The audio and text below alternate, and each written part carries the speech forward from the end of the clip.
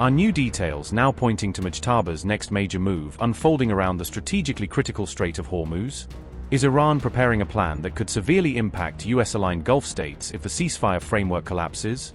Could the IRGC be considering targeting the digital backbone of Arab economies by disrupting undersea cables and data networks? And as tensions escalate in the Hormuz corridor, will Trump's indefinite ceasefire prove insufficient to contain the situation? Iran's Revolutionary Guards are reportedly preparing another significant move that could directly impact US-aligned Gulf nations.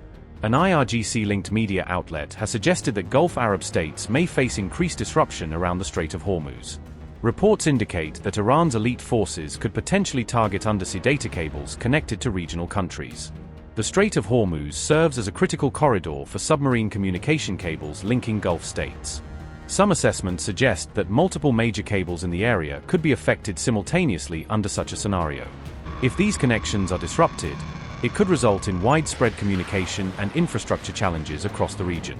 However, the report does not clarify whether any potential damage would be accidental or deliberate in nature. Countries such as the United Arab Emirates, Saudi Arabia, Qatar, Bahrain, and Kuwait are expected to be among the most affected. In particular, the UAE and Bahrain rely heavily on submarine cables for cloud services and data center operations. There are also indications that Iranian forces may have mapped key regional assets as part of broader contingency planning. Earlier, Iran had warned of possible action against major energy infrastructure in the Middle East if conflict resumes. Iran has reportedly listed the targets it would hit if US and Israeli strikes on its territory restart, signaling that Tehran is again pointing to the region's critical energy arteries as potential pressure points. Iran's Tasnim News released what it described as an IRGC-linked target list on April 21st, as fresh warnings surfaced over how Tehran could respond if the war restarts. The IRGC would reportedly target the Yanbu pipeline system in Saudi Arabia, which is widely seen as a major alternative route for oil exports that bypasses the Strait of Hormuz. Iran's military would also reportedly target the UAE's Fujairah oil facilities and the Bab al-Mandeb Strait, both of which are central to efforts to reroute energy flows away from Hormuz. If Iran were to hit those three pressure points, the impact on global crude oil supply could be severe because Yanbu, Fujairah, and Bab al-Mandeb all serve as key alternatives or choke points for international energy shipments. Iran also said it is preparing a decisive and immediate response to any renewed enemy threat, underscoring that its military posture remains on high alert despite the diplomatic track. Major General Abdullahi issued that warning as suspense continued to build over the next round of talks in Pakistan, and over whether Tehran would fully commit to attending. Major General Ali Abdullahi said, and I quote, "Today, the heroic nation of Iran is proud of the authority, preparedness, and all-round strategic capabilities of the IRGC and other forces of the defenders of the homeland, which have driven the Zionist enemy and terrorist America to desperation and exhaustion with deadly and destructive missile and drone strikes and forced them to call for a desperate ceasefire. The people of Iran have not abandoned their support for the armed forces with their enthusiastic and widespread presence in the squares and streets. The brave armed forces of Iran, together with the noble and surprising government and nation of Iran, are united in full compliance with the measures of the Supreme Commander-in-Chief, preparing decisive and immediate responses to the threats and actions of the enemy. The armed forces, with a superior hand, did not allow the false and delusional President of America to abuse and make false narratives about the situation in the field and the conditions of silence in the military battle, especially in the management and control of the Strait of Hormuz, and they will respond appropriately to any violation of the covenant."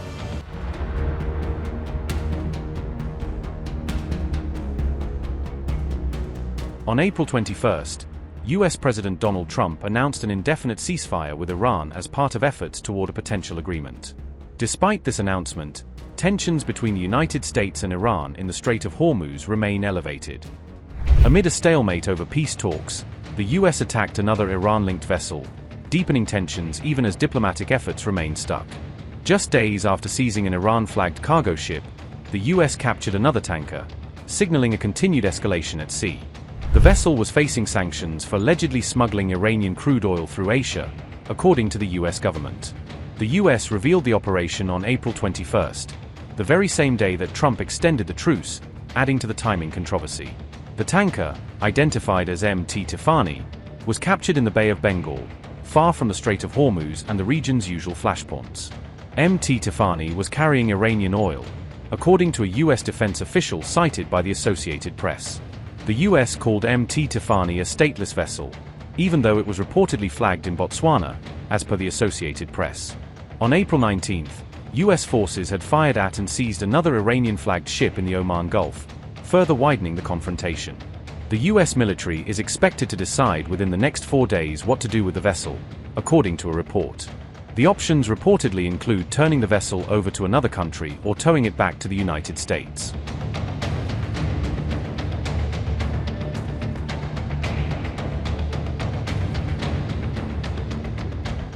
US President Donald Trump announced on April 21 that the current ceasefire with Iran would be extended, altering the timeline for the temporary pause in hostilities. In a post on his Truth Social platform, Trump said that attacks will be held off until Iran puts forward a formal proposal, tying the extension to the prospect of a new diplomatic offer. The truce, which had been set to expire on April 22, was extended at the request of Pakistani mediators, as Trump stated, reflecting their continued role as a back-channel broker. Hours earlier, Trump had publicly expressed that he was not in favor of prolonging the ceasefire, according to Al Jazeera coverage of his on-the-record remarks, underscoring the last-minute nature of the reversal. On X, Pakistani Prime Minister Shehbaz Sharif also expressed gratitude to Trump for extending the ceasefire, welcoming the decision as a chance to preserve the diplomatic window. Donald Trump said, and I quote, "I have therefore directed our military to continue the blockade and, in all other respects, remain ready and able, and will therefore extend the ceasefire until such time as their proposal is submitted, and discussions are concluded, one way or the other." Iranian leadership did not immediately respond to Trump's announcement of the ceasefire extension, leaving the level of Tehran's engagement unclear in the first hours after the move. However, Iran's Islamic Revolutionary Guard Corps issued a warning that it would respond immediately with force if the United States launches any new attacks, maintaining a posture of high alert. Ibrahim Zolfagari said, and I quote, "Our capable and powerful forces have been in a state of 100% readiness and with their fingers on the trigger for a long time, so that in the event of any aggression or action against Islamic Iran, they will immediately launch a powerful attack on predetermined targets, and teach the aggressive America and the child-killing Israeli regime another lesson, more severe than before." Meanwhile, the US Treasury Secretary has stated that the United States will continue its maximum pressure campaign targeting Iran's financial and energy sectors. The campaign is designed to systematically degrade Iran's ability to generate revenue, move funds through international channels, and repatriate money into its domestic economy. Trump's about-face on the ceasefire came after Iranian officials strongly condemned the US naval blockade on Tehran's ports, which they have described as a major escalation. Before Trump's announcement, Iran's foreign minister had called the blockade an act of war, signaling that Tehran does not view it as a legal or limited enforcement measure. With the maritime siege on Iranian ports persisting, analysts say it remains unclear whether the ceasefire extension will be enough to bring Iran back to the negotiating table or if it will instead harden Tehran's resistance.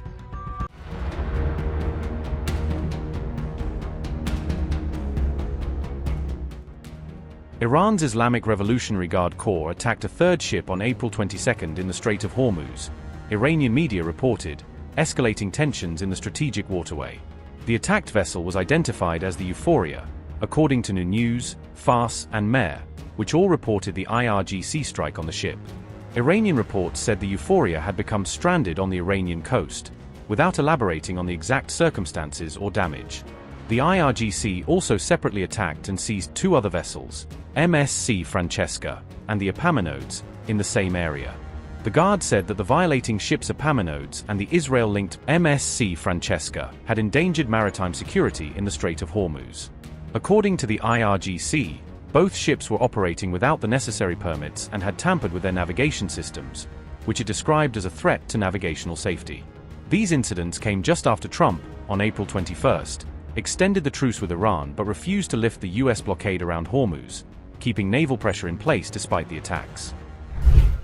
The first Iranian reaction on April 22 to the US ceasefire extension was sharply critical, with Tehran signaling that it views the move as more tactical than substantive. A senior advisor to the Speaker of Iran's parliament issued an outright dismissal of the US decision, arguing that Washington should not portray the extension as a diplomatic concession. Mahdi Mohammadi, an aide to Iran's lead negotiator in the Pakistan-mediated talks, publicly warned the US that the truce extension would not alter the underlying power dynamics. Mohammadi stated that the extension means nothing and stressed that it does not change the ground situation, where the US blockade on Iranian ports remains in place. Mahdi Mohammadi said, and I quote, "Trump's ceasefire extension means nothing. The losing side cannot dictate terms. The continuation of the siege is no different from bombardment and must be met with a military response. Moreover, Trump's ceasefire extension is certainly a ploy to buy time for a surprise strike. The time for Iran to take the initiative has come." Unquote. Additionally, Iran's ambassador to the United Nations, Amir Said Irvani, revealed Iran's core red line in an interview with the Tasnim news agency. Irvani said Iran is ready to negotiate, but only after the United States ends its naval blockade on Iranian ports, positioning the lifting of the siege as a necessary first step. He described the US blockade as a direct violation of the existing ceasefire agreement, framing it as an act of economic warfare rather than a legitimate enforcement measure. According to Irvani, Iran has already communicated this condition clearly to US officials through diplomatic channels, leaving no ambiguity about Tehran's minimum demand. The Iranian envoy hinted that once the blockade is fully lifted, talks could swiftly resume, possibly in a neutral venue such as Istanbul. Irvani also suggested there are signals that the United States might be considering some easing of the blockade.